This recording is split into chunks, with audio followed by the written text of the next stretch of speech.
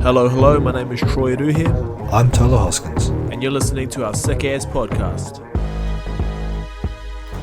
Kia ora, and welcome back to another very special episode of the Sick Ass podcast. If you are watching on the YouTube, you are going to know that this is not my office. This is actually the office of our guest here. So this lovely lady, if you did listen to the episode with Mr. Tim Medlicott, you would have known that he talked about CrossFit Women's, and he talked about a special coach that is taking that program, but she is also a general coach at the gym as well. Now, a little story about this young lady here is when I was starting to get into CrossFit, I know that she had been around the game for a bit, and I was moving. I wasn't like the biggest, I didn't have the most confidence in my movement, and it didn't help that this young lady would just be sitting there giving me the side eye, and then wouldn't really say anything about it. She'd just go back, sit down, and then I always felt like she was constantly judging me. But then the more I got to know her, I just realized, she's just a quiet person and doesn't really come out too much. But once you get us discussing things that she's extremely passionate about, such as physical activity and how we should be getting the world moving more, or eating foods that are going to nourish our bodies a little bit more, you start to see that she's an extremely passionate woman and has plenty to say. So I think this is going to be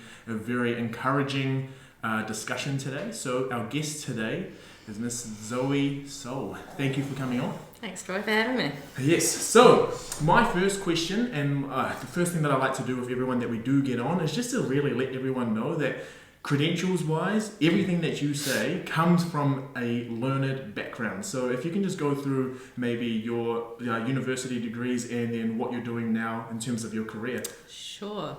So I was born and raised in Wellington, and I moved down here to Otago 2009, and I did my undergraduate Bachelor of Science in Human Nutrition. With a little bit of commerce and some other things in the mix. Right. And then once I was in my last year of nutrition, and I didn't want to do dietetics. Was kind of the route that everyone goes for nutrition, and I had the option of going into medicine. So I applied and was very grateful that I got a spot for the 2012 intake, and so I completed my Bachelor of Medicine and Surgery in 2016, and I've been working as a house officer at Dunedin Hospital ever since. Since then, I've done my sport and exercise diploma, and currently working on my second diploma in musculoskeletal and pain management. And this year will be my second year of masters. So Awesome. So it's just something you touched on there.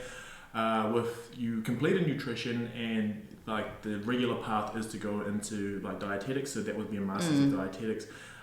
What kind of? I mean, both of them are very extremely difficult and competitive positions to actually put yourself into, and what made it clear to you that you thought going into the road to a doctor rather than dietetics? So no one in my family is medical. That's probably the first thing. My dad is very into maths and economics and everything of such. I essentially chose medicine because my best friend at the time was applying, and I thought, this is an option, why not just give it a go? And I didn't choose dietetics because I think I would have just been so frustrated by, this is going to sound really bad, but I found I wouldn't have as much of an impact with dietetics as I would with medicine, and so that's kind of why I chose that route. And then when I started medicine, I realised I'm just as frustrated with that system as I was with the nutrition side of things. So it was a big call at that time. Took a lot of work to get in, but I'm glad that I'm here now. So it is a very long road, and I think there are a lot of things that when people, dream, when we're asked as children, it's usually like, what do you want to be? Like a fireman, a policeman, a doctor, and like all of these, like, no one really sees dentists. I think that's a lie. No. Everyone wants to be a doctor, and firsthand, like having to. So I coached with you, but you were coaching as well as your duties at the hospital, and I can, just from an outsider's perspective, there were definitely times where I saw. Those dreamy visions of people being a doctor. You're like, yes, and I definitely, on the worst of days, didn't see that in you. So, what are some things that people really don't take into consideration when they're moving into that sort of role? So I came into medicine as a postgraduate. So either you come in via health sci, which is about 70% of the people who come in, or I come in through postgrad or supergrad or allied health. So there's multiple different ways to get in. I started my medical training when I was 23. So I was a little bit older. So most people start when they're about 21. And I don't think anyone really knows what to expect. I mean, you get your stethoscope for the first time, you're like, oh gosh, I'm going to be a doctor. And then you're put onto the wards and people are asking you to chart this and do that and review that patient. And you're like, whoa, what have I just got myself in for? And I think the beauty of medicine is that you're always learning, and that's the best thing. And I think unless you're open to receiving constant learning every single day, people either go into it for pay or because they really love it. And I think you quickly work out when you start who chose which path. Right. But when you start as a doctor, it's long hours. I was already kind of used to those hours anyway. There's high stress levels. You're working with, you know, sick patients and their families, and there's a lot of emotions involved. And it's taken me probably the better part of 3 to 4 years to kind of come to grips with what's the most important things and being able to look after myself and everything else. So it's a hard road to start off with. That first year of medicine is when you're out of the gates from medical school and you're put onto the floors per se. It's not as easy as what everyone thinks it's going to be. Yeah. It's high stress and yeah. And so you talked about the constant learning. Now I know in any job that you go into where you're going to be dealing with people, there's no textbook that can really set you up to deal with certain things, because people are just this massive algorithm that there is actually no there's no pattern. We can see kind of different things by the research that is coming out. We can see ballpark figures, but at the end of the day, you're dealing with an N of one. And I think, you're probably just a curious person, and that's why you went into your postgraduate studies. So most people think, you become a doctor, but now you're just like, nah, it's not enough. I do need to continue that learning, and you went on your own. So if we can just touch on what actually pushed you to pursue postgraduate studies where you're going? Yeah, so like you said, when people are growing up, they always have something that they want to be. I wanted to be a silver fern. That was my goal. That was all I wanted to do. So netball was my life growing up, and I loved it. And I thought, going into nutrition, I thought, well, that'll be some kind of step towards health and doing that sort of thing.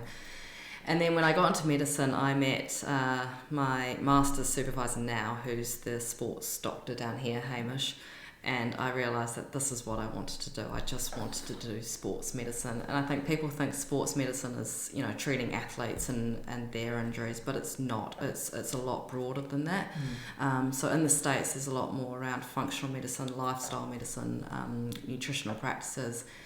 And that's kind of where I want to go. So I want to work with people and their lifestyle and nutrition and exercise for medicine rather than just prescribing pills, which is the most frustrating part of my job as a house officer.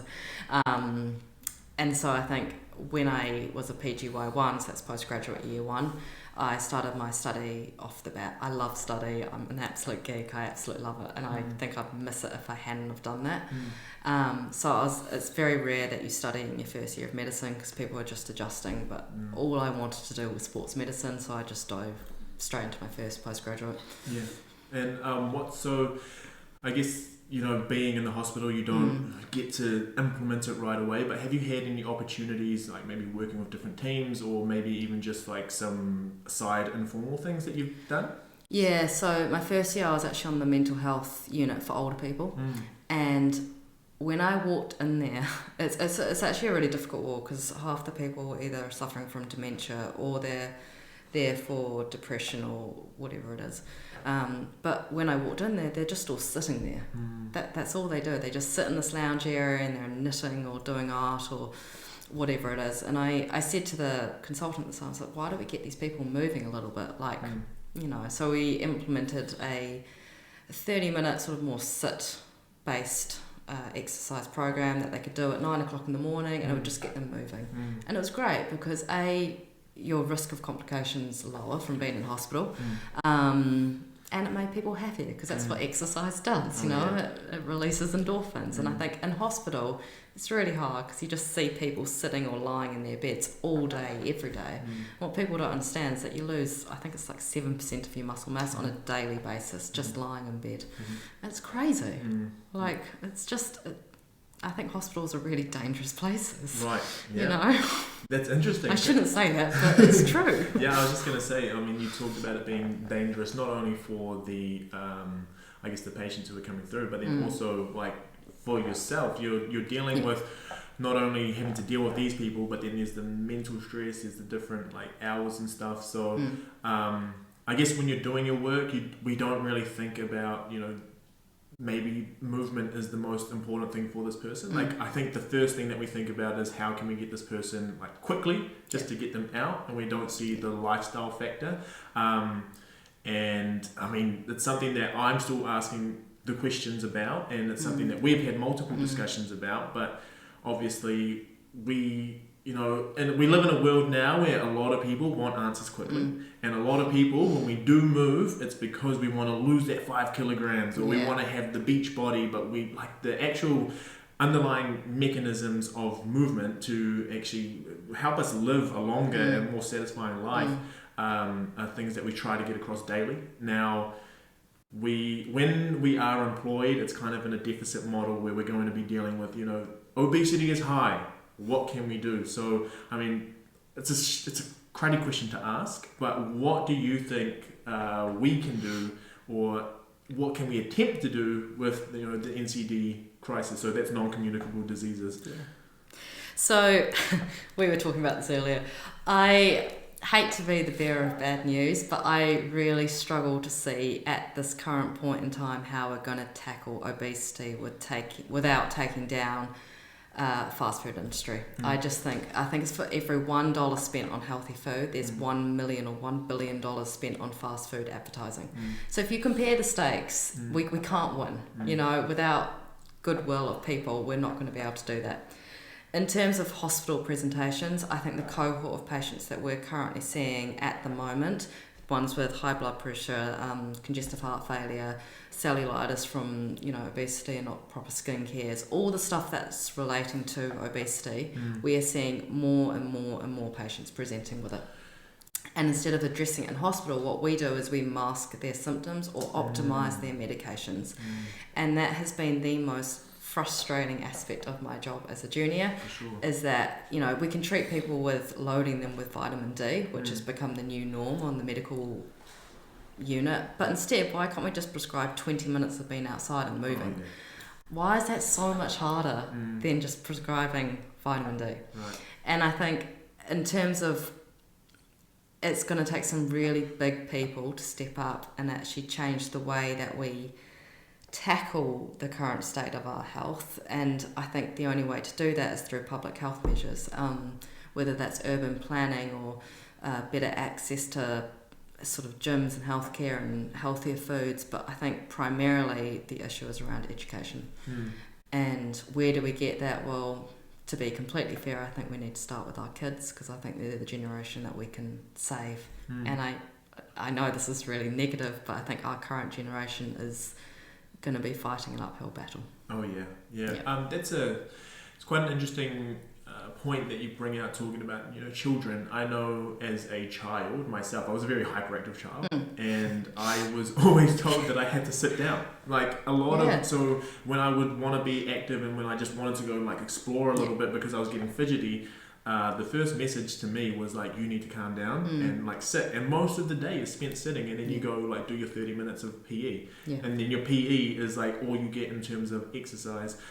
Is there, so like maybe, I don't know if you've thought about this at all, but you started doing it in wards, which was pretty cool. But if we were to start getting children more involved, and maybe like their entire family involved, what are some things that you've thought about that might actually help with that? Well, we asked to an assignment last year, actually, or a couple of years ago, and it was about, I don't know if you've seen it, but it was the Weight Watchers app for kids. I don't know if you saw that. I forgot the name of it now, but essentially they released, it's like MyFitnessPal for adults, but it was for children. It was teaching children how to count their calories and, you know, make better food choices. And there was so much outrage when that was released, because I think, oh, you know, we're teaching children disordered eating behaviours by getting them to understand how many calories are in this, and they're only allowed this amount, or they use the traffic light system for food, so red, orange, green. And initially I was so against it, because I was like, we're just teaching disordered eating to kids, but actually what we're teaching them is what is in their food. For sure. And there's a lot of research out about getting kids moving more, getting them involved in the kitchen, getting them involved in vegetable gardens, all that sort of stuff. And I think without teaching people what's actually in the food that they're eating, and because so much of our food is processed these days, people will never reach for an apple. They'll always reach for like a muesli bar or something else because it's convenient. But like, what's the difference? You know, it's getting people to make the right choice, and I think that really does start with their kids. Yeah. So if we alter their taste buds from the start, you know, with all this processed stuff, it's like, well, you know, it's going to be a long road back to reintroducing natural whole foods. Absolutely. So I think the answer to that is still education. And it's not just for them, but it's also for parents. And then looking at school environments and outdoor environments. It's like in Japan, where they're healthier. Every single kid is involved in an after-school activity. Absolutely. It's like protocol. Yeah. And so when I was there on exchange back when I was in year 10 or whatever it was, it's like I was involved in tennis and karate and judo and all this different stuff just to try it out. But every kid had something that was active after school. Right. I don't know if it's changed now, but when I was at school, it was 2 lots of PE a week. And it was a game to see who could get out of PE. You know, it wasn't, you know, something that people looked forward to. That's true. And it's a real shame because it's, you know... Now it's like I do adult PE every day in the gym, and it's like it's my favourite part of my day, you know. Yeah. So. Well, so that adult PE that you did there, I know that when I was younger, and yourself as well, you said you played like pretty competitive netball, but you get to a point where if you play so many sports when you're younger, you might get to a point when you're like older, like maybe mid-30s, 40s, and your friends that you used to play sport with are like, oh, you want to go like play a bit of tennis? And we have that opportunity now because we've actually, you know, we've got the skills. Yeah. We didn't quite master them, or you probably did. We didn't quite master them, but, you know, we have enough so that if at any point in our life someone passed us a ball, we could catch it and then pass it on to someone else.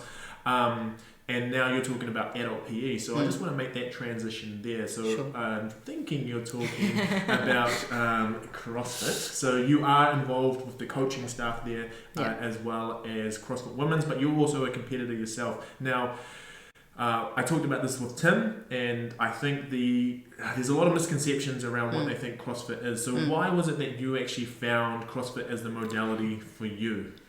So... I started CrossFit back in 2013, and that's actually when the gyms in Dunedin first opened. So I lived in the Anzac apartments at that time, and every single day I'd walk from the hospital from medical training, and I'd go past Starters Bar, and onto the right of Starters Bar there was this really bright fluorescent green building with this music that was just pumping, and I walked past every day. And one day I was like, okay, I'm just going to walk in.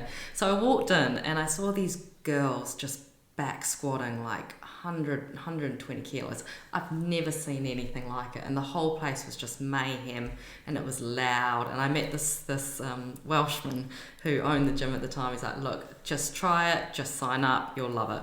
And I was a Les Mills goer at the time. There's nothing wrong with Les Mills, I think they do a great job, but I just signed up and I decided to go to the 7am class because I thought it's the least intimidating. So when I was there, it was all male coaches. And it was terrifying when I walked in, but I found a barbell, and it's the first time that I started lifting, and it was a different modality to what I was used to. And at the time I was quite unwell with some other things, and it really changed the way that I thought about movement and about health. And for the first time I realised how much I had to eat to start to compensate my just general overall well-being. So since that transition, it's been, 7 years now, sort of been in a CrossFit based gym, and I've been in and out during that time with knee surgery and some other stuff, but it's just changed the way I've looked at fitness, for sure. I thought I was fit going in, being, you know, under 21s for netball and all that sort of stuff, but I just quickly realised that a 10-minute workout was so much more effective than an hour or 2 hours on a treadmill. So it was, rude awakening, but... never look back. And there's definitely a lot of teachings that you can get just about yourself and how you can push through different things, but then I think you get a lot more in touch with your body and how your mind works with your body when you start pushing yourself to those like upper limits of what you can do. And I, playing sport for so long and doing that similar training all the time, it gets to a point where you're not focused on the training anymore because the skill is like, oh, I can just do this like without thinking.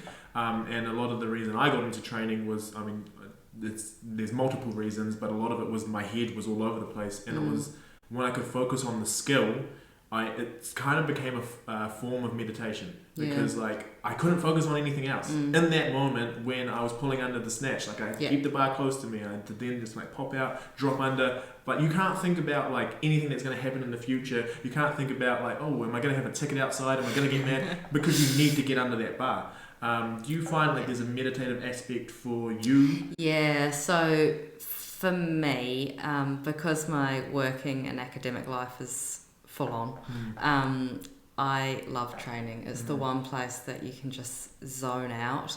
And I think the beauty of the CrossFit gym is that there are so many different people in that gym. You know, there's people who work in, you know, mechanics, or they're studying, or they're mums or whatever. And there's such a wide variety of people that when you all come together, your bond is through fitness in that workout.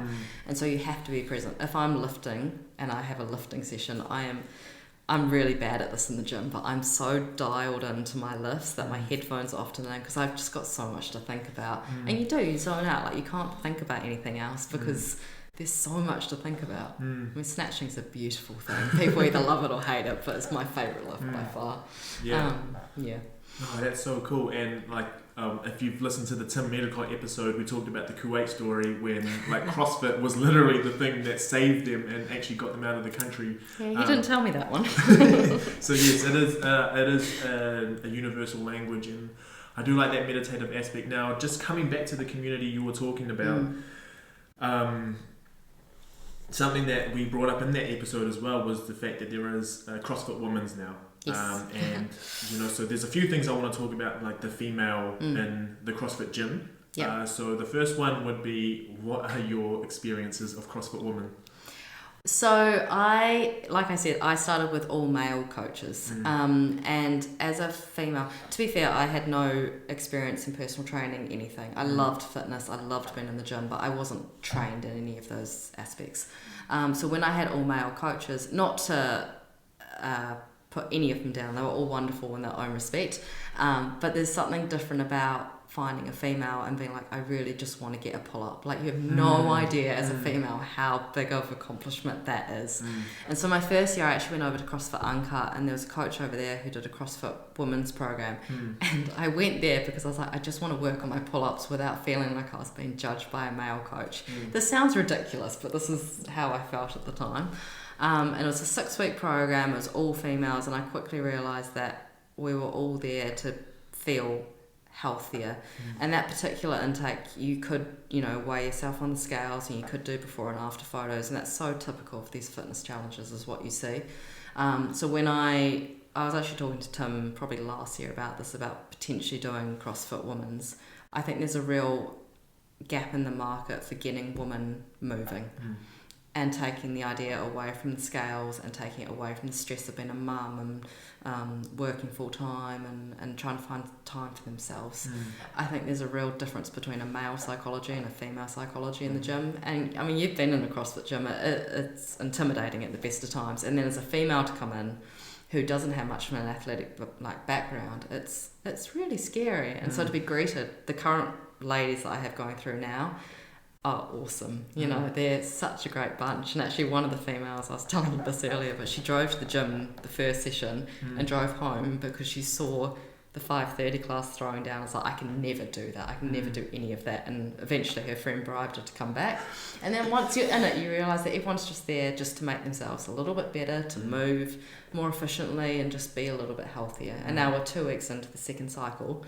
And it's cool to see people's idea of, I just want to lose weight, change to, you know, I can now run 400 metres. I had a lady last cycle who, she could barely walk to the 200 metre marker, and at the end she was running to the 200 metre marker. How cool is that? Absolutely. Like, it brings so much joy to me seeing these changes, because they're meaningful changes. I love coaching athletes, but there's something about seeing someone who has no self-confidence whatsoever find some self-confidence just through movement. Yeah, I want to stay on that for a bit, because obviously a lot of my role and a lot of all my people who follow me on social media know that I try to attack the fitness industry as much as possible, and I do hate that scales are a proxy measure for your health.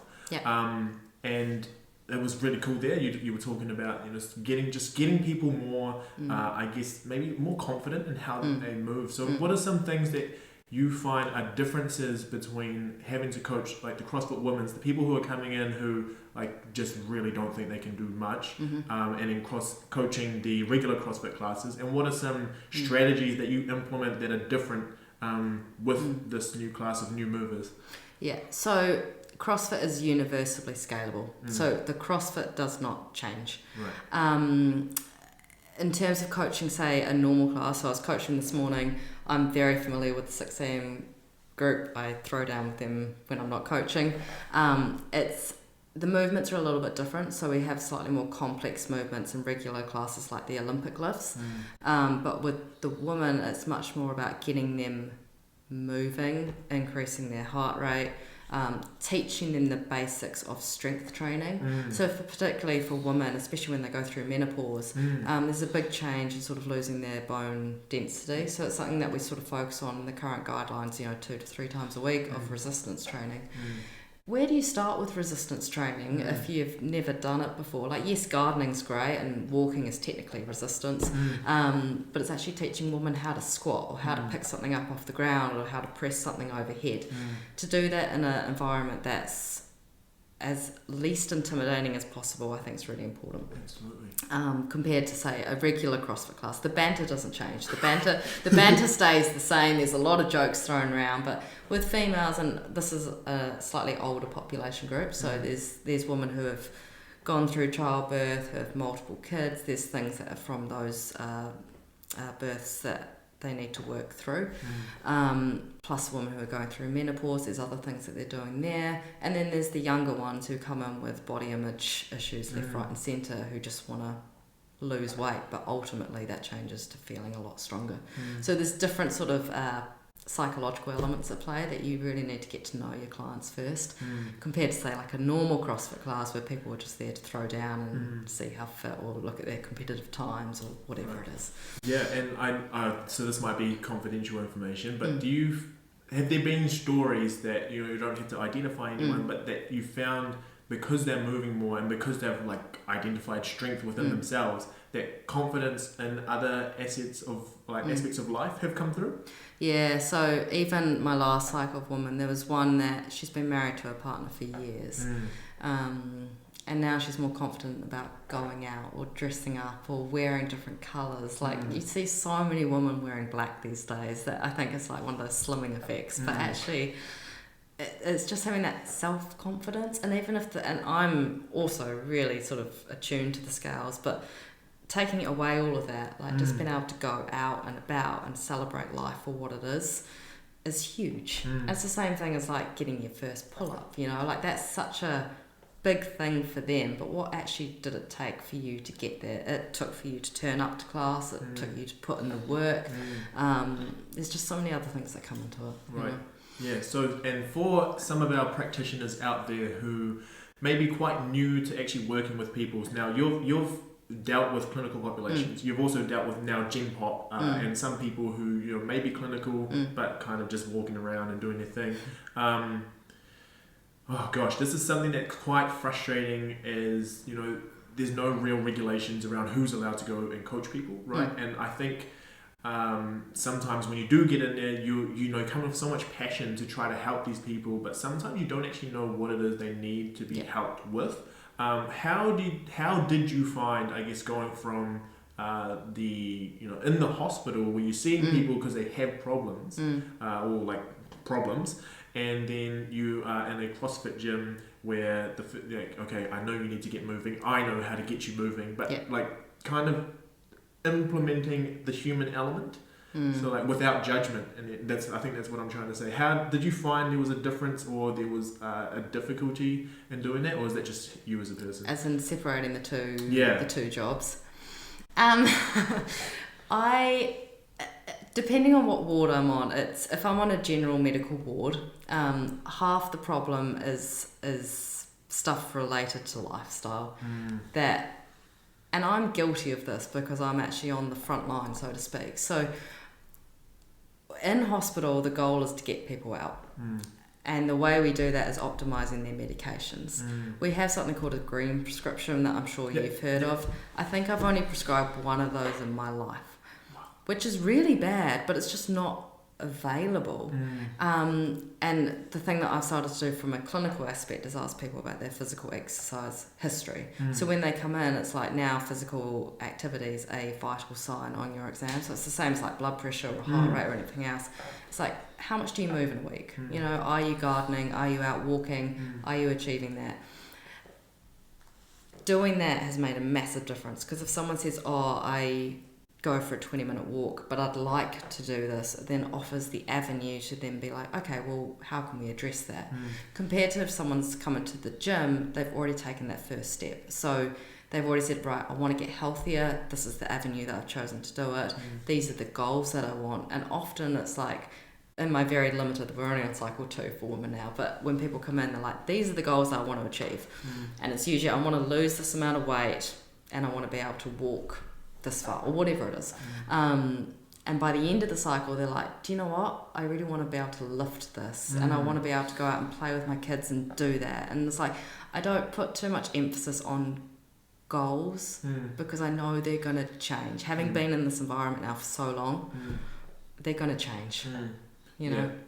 It goes from like, I want to be able to do this, I want to be able to do that. It's like, actually, I just want to be able to show up 3 times a week. Yeah. And for one lady, it was just drinking more water, because she was getting so many sort of just muscle spasms and cramps. Because she went from drinking multiple amounts of coffee to, right, let's just try and get a couple of litres of water in. By the end of the cycle, she was great. And then we had COVID, and then everything changed, and she's come back, and now the first couple of sessions in the gym, we're back to square one. But, you know, it's just one of those things that you didn't really realise was an issue. And then you're like, okay, well, this is an issue. Absolutely, yeah. So any exploration of your own body, and you start to realize, oh, I could be sleeping more, I could be doing these things. Now, when people do step into these spaces, what they are really doing, by letting you know their goals and letting you know what it is they want to get out of things, it is quite a vulnerable place to be. And it is quite difficult if you see a coach that there's nothing like anything that you could be like, oh, I'm not going to tell this person what I feel, because you're just going to think I'm an idiot.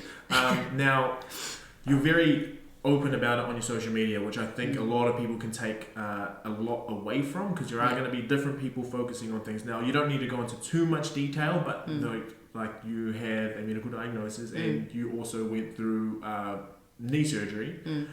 And those things, you know, take away some sort of element of your life where you feel like, you know, that's a part of your life, or that's something I don't have control over anymore. But as I've watched you kind of go through the motions of it all, you started taking more and more control back. So what have been your main coping mechanisms for those? So I was diagnosed with type 1 diabetes when I was 9 years old. People say, oh, that must be so hard. It's not. I think 9 is a beautiful age to be diagnosed, because you're kind of old enough to understand what the disease is, and you're old enough to take some kind of control.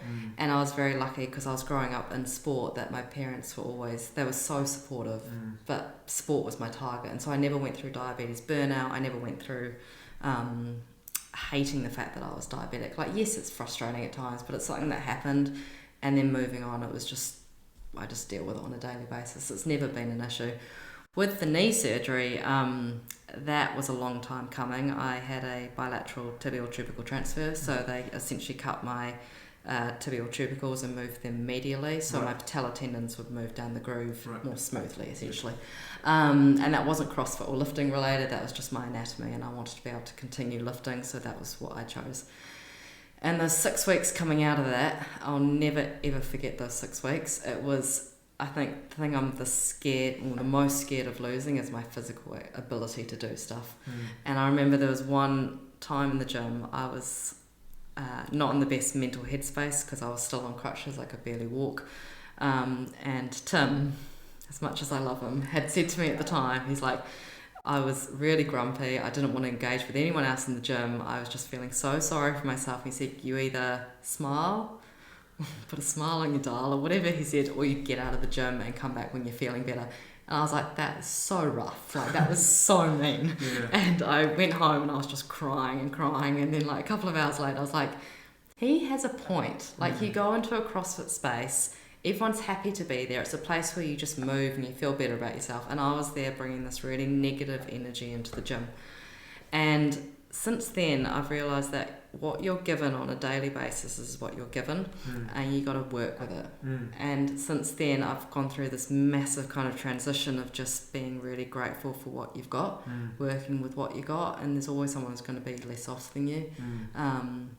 You know, and I'm really glad to have my knees back now, but there's so many other things I had to go through in that time just to feel like I'm actually really grateful for where I am. You know, and I see people complain in the gym all the time about the most mediocre things. I was like, I don't want to take it away from them because it is a problem to them, but at the same time, it's like, if you saw what I saw in the hospital on a daily basis, it's just there's no comparison. But it's their individual journeys, and they have to learn at some point that, you know, you can either react or respond to situations, and responding often takes a bit more time and a bit more thought, but if you do it properly, you know, things are going to go better for you. Right.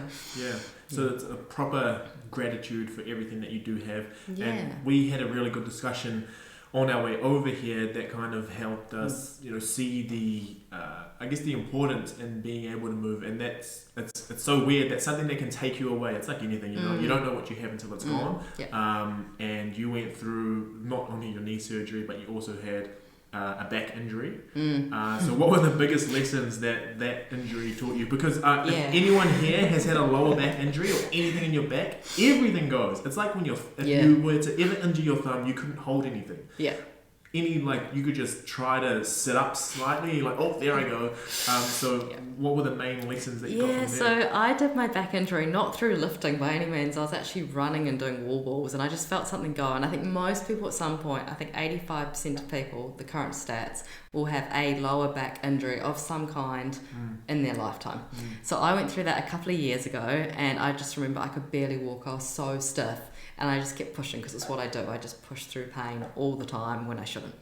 And then again, Tim said to me that he's great most of the time. As much as I hated it, he's like, you're only allowed to go for a 30-minute walk. That's all you're allowed to do for like 4 weeks. You're not allowed to do anything else. And because I respect the guy so much, I was like, right, my 1 to 3, 4 hour training days have suddenly gone to a 30-minute walk. What did I learn in that time? I really appreciated autumn sunrises in Dunedin. I started listening to more podcasts. I felt a lot more calmer throughout my days. I was still getting movement. I then sort of became grateful that I was able to walk, because I never appreciated that before. I was like, you always have to go for a run, or you have to do this really high intensity workout. And I think the thing I was the most scared about was I was going to gain weight. Just being a female, going from super high levels to nothing. That was what I was the most fearful of. Actually, I lost weight because I was calmer, I had less stress, I was sleeping better, and I had more time to focus on rehab. And at the end of the day, it got better, just like he said, and it was fine. So it's a really good time, I think, with any injury, is to really work on things you've never really worked on before. And it's quite confronting. So I keep up with everything that you do, and actually quite interesting that we have this chat now, because yesterday on your story you posted quite a cool diagram of everything that's going on in your life. Do you just want to talk through that process with us? So for those who do know me, I've been very open about this, so I'm fine talking about it. I was diagnosed with bulimia when I was 15, and I went through a really tough time for the first 3 years anyway, of just struggling with food and exercise and just body image. And it was actually a comment a coach had made that I was performing really well at the under 15 level, but I looked slimmer. And for some reason I paired those two together, and it just sort of spiraled out of control. And she passed away from breast cancer in 2017. And it was at that time that I was like, I had bilateral tibial stress fractures. I'd nearly broken my tibia on my left leg. And I said, enough's enough. You just need to sort it out. So I did. I went cold turkey on that. And then I came down to university and I started the other end of the spectrum, so really bad restrictive habits. And this is all around the time that I met CrossFit and found strength training and found purpose behind that. And then every now and again, when things get really overwhelming, I come back to this element of I need to be in control. And the thing that I can control is my food intake. And it's always been that way, and it's something I'm really working on. But what happened earlier this week, I just had a really, really tough day, and I'm currently working at building my calories up to a place where my body needs to be able to sustain that, and it's psychologically been a really hard challenge.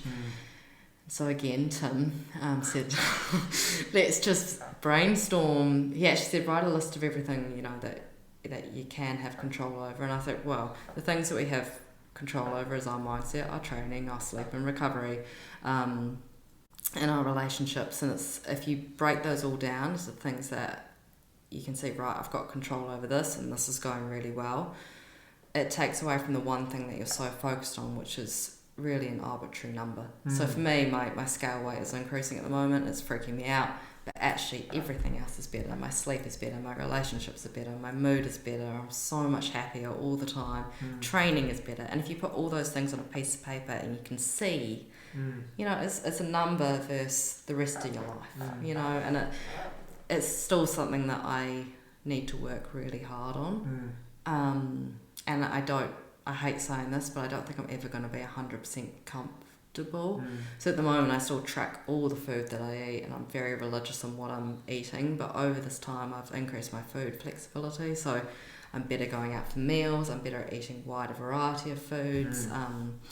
There's so many things that are improving. And it's like, if you look at the big picture, it's you know, it's humbling when you see it like that. For sure. And there's a beautiful kind of demonstration of everything that, you know, it's when we get to a point where we can accept everything that is happening.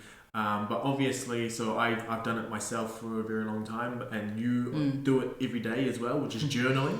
Now, I see that as like a really good form of self-love. Now, when people think of self-love, they're like, oh, it's like pamper, all that sort of stuff. But journaling is for me, is quite hard.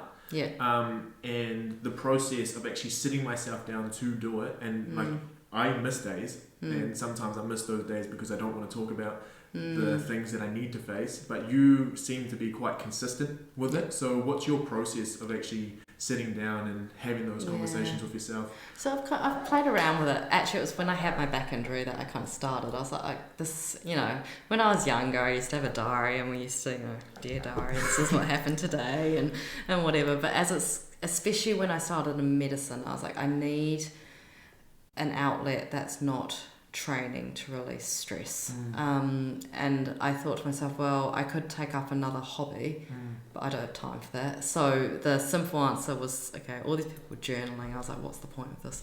And then I started doing it, and I just kind of relayed my feelings, especially if it's been a tough medical day. Being able to write how you and I don't share everything, because some things I think are not appropriate to share on social media, but there's things that you do, you know, have real issues with throughout the day, and just free flow writing is like you said, it's challenging sometimes to put those words to paper. Like, it's really hard to say you made a mistake on something, or you didn't, you know, treat a patient as well as you could have. It's really hard to acknowledge that, but also by writing it and then seeing it, and then sometimes I'll flick back through and I'll have a read of, oh, that happened that day and that's how I was feeling. Some days are great, like some days I'm just emotionally happy, content, whatever, and then there's other days where I just feel like it's overwhelming, I just need to get it out. It's great now because my partner, who's also in medicine, I can debrief with him a lot about just general medicine and stuff that goes on in the hospital. There's a lot of banter that goes in the hospital, just like it does in gyms, and it's a very kind of medical humour, which, you know, you can have through journaling, but it's also really nice to be able to debrief your days as well. And so I think it's an art. It may work for you, it may not. It works for me. And there are days that I don't always journal. I don't always have something to say. Sometimes I'll just draw a smiley face and just let it go or whatever. But yeah, I think it's just a habit that I've kind of gotten into that's not food or exercise or study related. Right. Yeah. Yeah, so you're going unbroken. So as long as you're doing something, you're trying to go unbroken. Yeah. Yeah, I think, you know, I mean, because the rest of my life is so busy, it's that time in the day, like every night, you know, it's that night routine. I remember I talked to you about your night routine. There was a time when you just shut off and no one can disturb you. And I think initially it sounds a bit rude, but like for me, it's like I always do my stretching at night and my journal, but if I want to, or flick through social media if that's what I want to do, or just whatever. It's just that time to yourself to sort of fill up your own cup, so to speak. Nice. And so before we get into our final question, you don't get people to set goals like obviously it's nice for them to have those goals, but you just try to get them showing up. That's your primary port of call for them. But you have set a few goals, and you've also so you've given yourself those goals. You've made them pretty known to the universe that these are your goals, which that gives you the accountability. And you've given yourself a reward for when you hit those goals. So can you talk about I think there's two at the moment. Yeah, so there's two, they're both gymnastics. Last year I said to someone or the year before, I was like, I'm not eating Ben & Jerry's ice cream until I got a muscle up. Never had Ben & Jerry's in my life, but it was all the rage. And so before my training partner went to weightlifting nationals last year, I was just playing around on the bar as you do. And I said, look, if I can get my bar muscle up, then surely it'll calm her nerves down. It's my only reason for doing it. Got up over the bar. And then I actually went up to Auckland to support her, and we went to the Ben & Jerry's shop, and I got Ben & Jerry's for the first time, and it was great. It was a great experience. But at the moment now, ring muscle ups have been my all-time. Before I finish training, and I don't compete in CrossFit like Tim does or anything like that, but I do like to dabble every now and again. The ring muscle up is the thing that I really want to do, and handstand walking, both of which have been challenges beyond belief and unbelievably hard. So I was like, look, I'm probably not, I go through phases of being like, right, I'm going to really work on this and I'll do it for a couple of weeks. But then this year I decided to hire an actual gymnastics coach, so I was accountable to her and her programming. So that was the first thing I did, because I was like, if I have that, I have the accountability. And the second thing is that when I come into the gym, an open gym, and I was like, right, I'm doing my pull-ups today, I will always tell someone and be like, do not let me leave the gym until I've done them, because I hate doing them. It's just something I just do not like. Give me a barbell, I'll do it all day. But gymnastics and me are just not. Will be a thing. I can't say not or not yet or whatever it is. Do you have rewards for if you can go so many meters of the handstand walk or get your first ring muscle up? So the ring muscle up, I said I'd get a piece. This is the other thing, right? They're all food related, which it shouldn't be the thing, but it just kind of is. It's like when you reward a little kid for good behaviour with food. That's not what we should be doing, but we do it anyway. I really want to get a piece of cheesecake from Coffee Culture, or a whole donut or something like that is kind of what I'm looking at. That's for my ring muscle up, but to be honest, I think I'm just going to be so happy that it's been a long time in the making. The handstand walking is more a thing that when I was at Nationals last year, there was an event that was deadlifts and handstand walking, and so I ripped out the deadlifts and then I just stood on the starting mat for the rest of that 4 minutes of the workout, and I just I never want to be in this position ever again in my life. And it's those kind of motivating factors that you're like, I just don't want to let my teammates, I'm much more into team CrossFit than I am individual. I never want to be letting the team down. So it's like the whole Rich Froning rope climb thing, where he just became one of the best at rope climbs because he was embarrassed. Cool. So my final question, we've touched on it as we've gone through this entire episode, but what are your daily or almost daily few things that you do that help keep Dr. Zoe going? Coffee. I shouldn't say that, but I do. Sleep has become my number one focus for the past sort of 12 months. I'm not the best sleeper. I'm sort of working on it. I believe, 7 hours I'm golden. 7 hours I can do. Throughout the week, if I'm training, which I am most mornings, it's more 6 hours 45, which is still not good enough. So I think sleep's really important. Coffee is really important. Trying to cut down on that as well. Training for me, at the moment, we have the most epic crew at the gym, and open gym times and just throwing down with people is great. Spending time with my partner, which has been a new thing this year, has been a different